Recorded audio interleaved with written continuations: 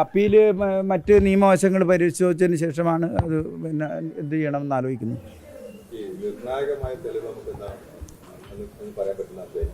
നിർണായകമായ തെളിവ് എന്ന് പറഞ്ഞു കഴിഞ്ഞിട്ടുണ്ടെങ്കിൽ ഈ ആദ്യത്തെ വീഡിയോയിൽ നിന്ന് തുടങ്ങുന്ന അന്വേഷണമാണ്. അതായത് ഈ പറഞ്ഞ കോടതി നിരീക്ഷിച്ച ആ വീഡിയോയിൽ തന്നെ ആ ജ്യൂസിൽ ഉള്ള ചില കളർ വ്യത്യാസം, എന്തുകൊണ്ട് ജ്യൂസ് എടുത്തിട്ട് പോയി തുടങ്ങിയ കാര്യങ്ങൾ അന്വേഷിച്ചപ്പം ആണ് ഈ പിന്നെ ഗുളിക പാരസെറ്റമോൾ അതിൽ ഗൂഗിൾ സെർച്ച് ചെയ്തിട്ടുണ്ട്.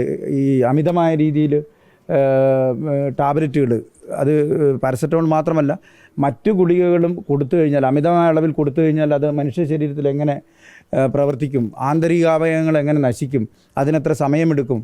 സ്ലോ പോയിസണാണ് ഈ പ്രതി പിന്നെ ആലോചിച്ചത്. സ്ലോ പോയിസൺ ആകുമ്പം ഇഞ്ചിഞ്ചായിട്ട് മരിക്കുക, പെട്ടെന്ന് കണ്ടുപിടിക്കാതിരിക്കുക.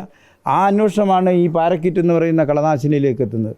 24 മണിക്കൂർ കഴിഞ്ഞ് കഴിഞ്ഞിട്ടുണ്ട് ഇതിൻ്റെ വിഷസാന്നിധ്യം കെമിക്കൽ പരിശോധനയിൽ കണ്ടെത്താൻ സാധിക്കില്ല. അപ്പോൾ ആ രീതിയിലാണ് ഇത് പിന്നെ കഷായത്തിൽ കൊടുക്കുന്നത്. മറ്റ് ജ്യൂസിൽ പാരസെറ്റമോൾ പൊടിച്ചു കൊടുത്തപ്പം അതിൻ്റെ കയ്പ്പ് കാരണം ആദ്യ ശ്രമം വിജയിച്ചില്ല. അത് വളരെയധികം രുചി വ്യത്യാസം ഉണ്ടായിരുന്നു. അപ്പോൾ സാധാരണ ഈ കഷായം എന്ന് പറയുന്നത് കയ്പ്പ് നിറഞ്ഞാണ്. അതുകൂടാതെ വളരെയധികം കയ്പുള്ളൊരു കഷായമാണ് താൻ കുടിക്കുന്നത്, അതങ്ങനെ പെട്ടെന്നൊന്നും ആർക്കും കുടിക്കാൻ പറ്റില്ല എന്ന് പറഞ്ഞ് കുറേ ദിവസങ്ങളോളം കുറേ പ്രാവശ്യം ഈ ഷാരോണിനെ അതൊരു ചലഞ്ചാക്കിയെടുത്ത് അത്തരം ഒരു മാനസികാവസ്ഥയിലേക്ക് ഈ പറയുന്ന ഷാരോണിനെ കൊണ്ടുവന്നു. ആ ചലഞ്ചിൽ അയാൾ കുടിക്കണം, എടുത്തു കൊടുക്കുന്നു.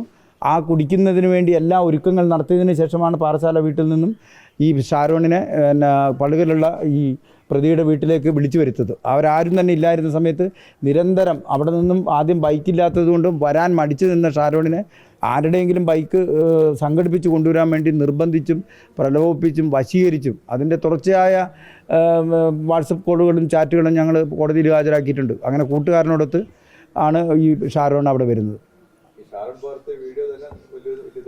അതെ, തെളിവായി മാറി. കോടതി നിരീക്ഷണം വളരെ പ്രസക്തമാണ്. സ്വയം തീർത്ത തെളിവുകൾ ചുമന്നുകൊണ്ട് ആണ് ഗ്രീഷ്മ നടന്നത്. അത് നമ്മൾ വളരെ സമൃദ്ധമായിട്ട് അന്വേഷണത്തിലൂടെ അടുക്കി വെച്ച് കോടതിയെ ബോധ്യപ്പെടുത്തി എന്നുള്ളതാണ്. പ്രായം ഇതിനൊരു ഘടകമല്ല. എന്ന് പറഞ്ഞാൽ 2 പേർക്കും ഒരേ പ്രായമാണ്. മരണപ്പെട്ട ഷാരോണിൻ്റെയും ഇതേ തന്നെ പ്രായമാണ്. പ്രായം കുറവാണ് എന്നുള്ളത് കൊണ്ടുള്ളതുകൊണ്ട് നിഷ്ഠൂരമായ ഒരു കൊലപാതകം ന്യായീകരിക്കപ്പെടുന്നില്ല.